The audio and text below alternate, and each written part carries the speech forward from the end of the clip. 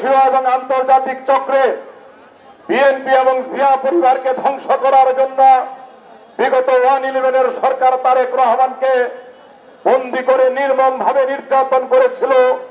মহান আল্লাহর জন্য, মহান আল্লাহর কৃপায় এখনো তিনি জীবিত রয়েছেন। ভারত বাংলাদেশকে তাদের প্রজাতন্ত্রের অংশ হিসেবে মনে করে, তারা একটি প্রদেশ মনে করে এবং বাংলাদেশের রাজনৈতিক নিয়ন্ত্রক হিসেবে দাঁড়িয়েছে এবং বাংলাদেশ নিয়ে এখনো ষড়যন্ত্র করছে।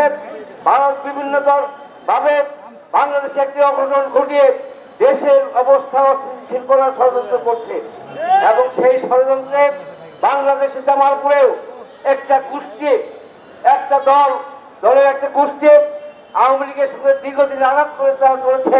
তারাই আজকে বিভিন্ন ব্যাখ্যা দিয়ে ওয়ারেস আলী মামুনের ভাবমূর্তি নষ্ট করার চেষ্টা করছে। এই বাংলাদেশে বিএনপির নির্বাচিত সরকারকে হটিয়ে সারা বাংলাদেশের লোকই বৈঠা দিয়ে মানুষ খুন করে নির্বাচন প্রক্রিয়াকে ধ্বংস করে দিয়ে সেই অনির্বাচিত সরকার কায়েম করা হয়েছিল একটি ষড়যন্ত্রের মধ্য দিয়ে। যে ষড়যন্ত্রের মূল লক্ষ্য ছিল এই বাংলাদেশের স্বাধীনতার সার্বভৌমত্বের অত্যন্ত প্রতি প্রহরী সারা বাংলাদেশের জাতীয়তাবাদের আদর্শের, বাংলাদেশী জাতীয়তাবাদের আদর্শের সেই বাংলাদেশ জাতীয়তাবাদী দল বিএনপিকে ধ্বংস করা, বিএনপি নেতৃত্ব দানকারী জিয়া পরিবারকে ধ্বংস করা। যে ষড়যন্ত্রের অংশ হিসেবে এদেশের অবিসংবাদিত নেত্রী সাবেক প্রধানমন্ত্রী দেশনেত্রী বেগম খালেদা জিয়াকে অন্যায়ভাবে গ্রেপ্তার করা হয়।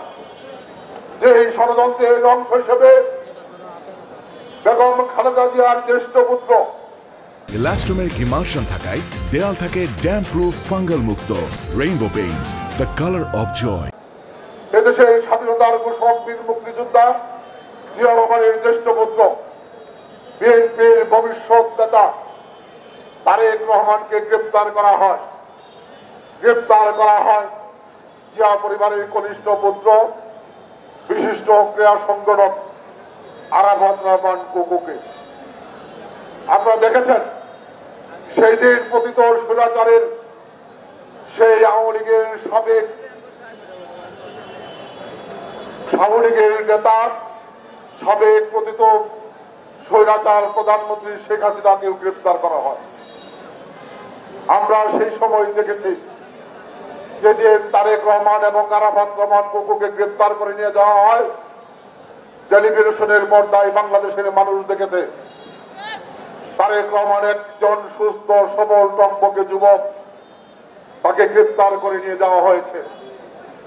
কিন্তু পরবর্তী সময়ে যখন তারেক রহমানকে বিভিন্ন সময় আদালতে নিয়ে আসা হয়েছে, আমরা দেখেছি তারেক রহমানের উপর অমানসিক নির্যাতন চালানো হয়েছে।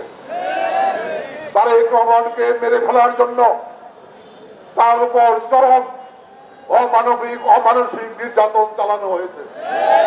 তারেক রহমানকে যখন আদালতে নেওয়া হয়েছে, তারেক রহমান মৃত্যু যন্ত্রণায় কাতরাচ্ছেন। আল্লাহ পাকের অশেষ রহমত, এই বাংলাদেশের মানুষের দোয়ায় তারেক রহমান জীবনে বেঁচে গিয়েছেন। শুকরিয়া মাওলা, আগামী দিনে বীরের বেশে যাতে এই দেশে ফেরত আসতে পারে সেই তৌফিক দান করো আল্লাহ। আল্লাহ এখানে যারা হাত উঠাইছে সকলের দোয়াকে তুমি কবুল ও মঞ্জুর করিয়া নাও আল্লাহ। আমাদের দেশ মাতা জনাব শহীদ প্রেসিডেন্ট জিয়াউর রহমান থেকে শুরু করে অদ্যপতি পর্যন্ত যারা কবরবাসী হয়েছে তাদেরকে মাফ করিয়া